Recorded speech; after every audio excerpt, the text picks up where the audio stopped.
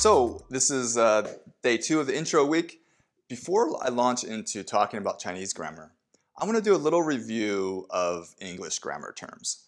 And it's well worth your investment to watch this video and make sure you're solid on the terms I'm going to be using, because later on when you hear them, your mind won't go blank when you hear them.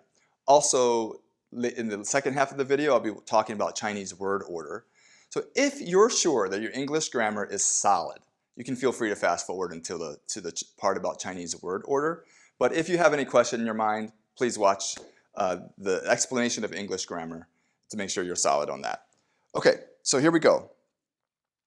We're going to start with a syllable. A syllable is a unit of sound that has a vowel and maybe consonants on either side of it. So it's kind of the basic unit of sound. And an example of a syllable is the word boy. Boy is 1 syllable. The word timeless is 2 syllables. The word computer is 3 syllables. Computer. And as you will learn in the pinyin, the yo-yo Chinese pinyin course, Chinese syllables contain, they don't call them vowels and consonants. We use the term initial, final, and tone. Okay, so each syllable in Chinese will have a final for sure. So that's basically a vowel. And it might have an initial. Not all syllables have an initial, but many do. So maybe an initial, definitely a final. And Chinese also has tones, which is one of the aspects that I didn't mention before that actually makes Chinese kind of difficult. I should have mentioned that, huh? That's pretty obvious. So these are Chinese syllables. Okay, so more English grammar terms. We have noun. What is a noun? A noun is a person, a place, or a thing. One of the basic units of English grammar. What is a verb? A verb is a part of the sentence that signifies an action or a state. An adjective. An adjective modifies a noun. It says something about the noun. It modifies it. An adverb is a word that modifies a verb, an action or state, or an adjective, or basically anything that's not a noun. So if adjectives modify nouns, adverbs modify basically anything else. Okay, so, let me talk about this example here. The red-faced boy quickly kicked me the ball. In this sentence, we have a couple of nouns. We have boy, the red-faced, it's person. Ball is a thing. Me is actually a pronoun, which we'll talk about in a second. So those are the nouns. The verb is kicked, past tense verb right here. We have some adjectives. We have an adjective, red-faced is an adjective modifying the noun. We have quickly, an adverb modifying the verb kicked. So that's that. Okay, what are prepositions? Merriam-Webster says a preposition is a function word that typically combines with a noun phrase to form a phrase which usually expresses a modification or predication. That's a lot, but let me give you some examples. If we talk about in the book, the word in is a preposition. Around the table, around is a preposition. Great, so now we're going to change gears to talk about, those were, what do we call them? I forget, but now we're going to talk about parts of speech, and we have parts of a sentence, subject, we have predicate, direct and indirect objects. A subject is a noun that is the subject of a sentence or clause. In this sentence, the subject is boy. That's what we're talking about. The red-faced boy, that's the subject. And then the predicate is the kind of the second half of the sentence usually. So the red-faced boy, that's the boy. What happened? What did the subject do, or what happened? He quickly kicked me the ball. So that's the predicate.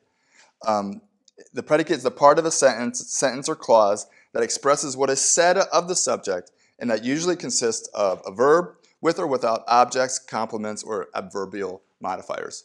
That's Merriam-Webster again. Okay, direct and indirect objects. They are part of the predicate. The direct objects are the action of the verb is acted upon the object.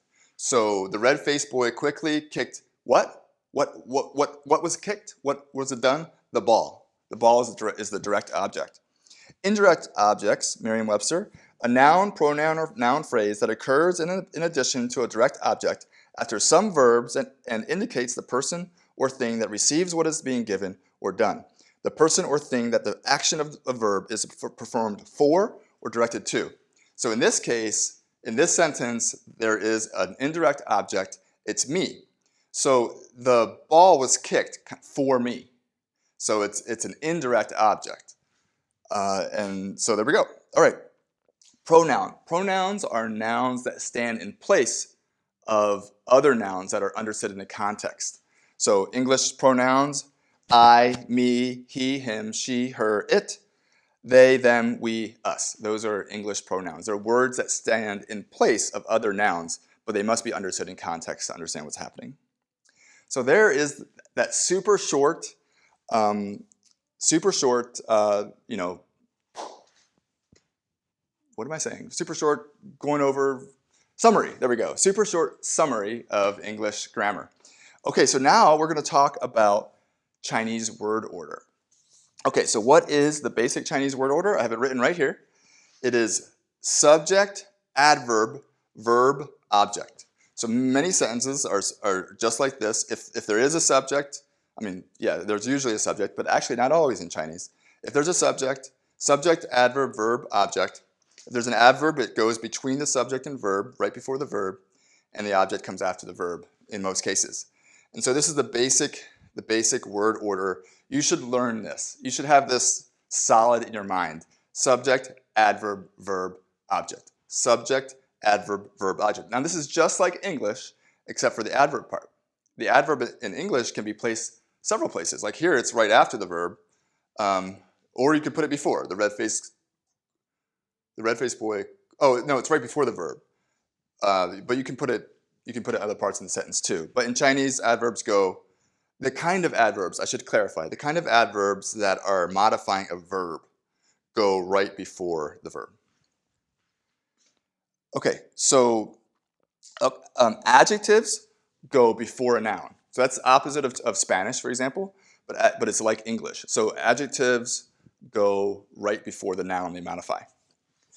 Time words or phrases talking about when something happened, go either before the subject, I haven't written this down, but before the subject or in the adverb spot, right after the subject, between the subject and verb. So time phrases can go right before or after the subject. Let me give you some examples in Chinglish, okay?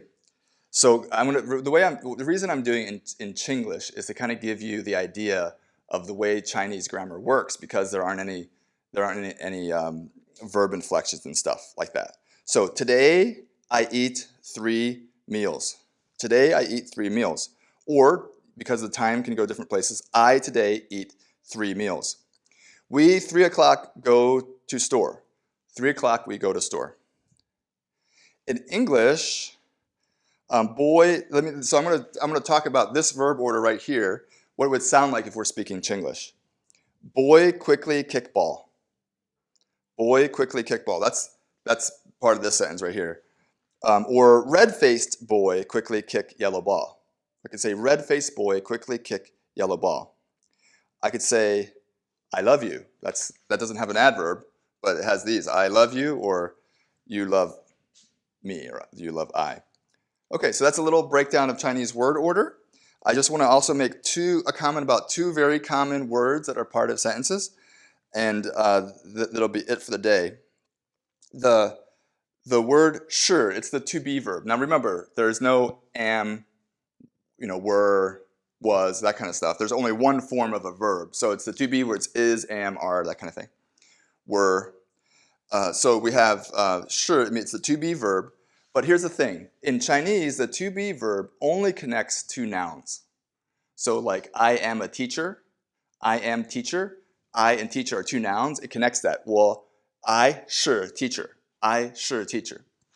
But it does not connect a subject with an adverbial predicate. For example, in English I say I am happy. In Chinese you don't say I sure happy. You say I happy. Or you tall, that kind of thing. That one thing right there is probably the most common grammar mistake you hear Chinese learners make. And so I'm just going to put it out there right away, get that in your head, that when you say something like it's like a subject, a predicate adjective, like I am happy. The to be verb is not used there. It's just I happy. And then here, this word bu, or sometimes it's pronounced bu, depending on what comes after it. This is the most common negator in Chinese, like the English word not or no. So like I am not happy would be I bu happy.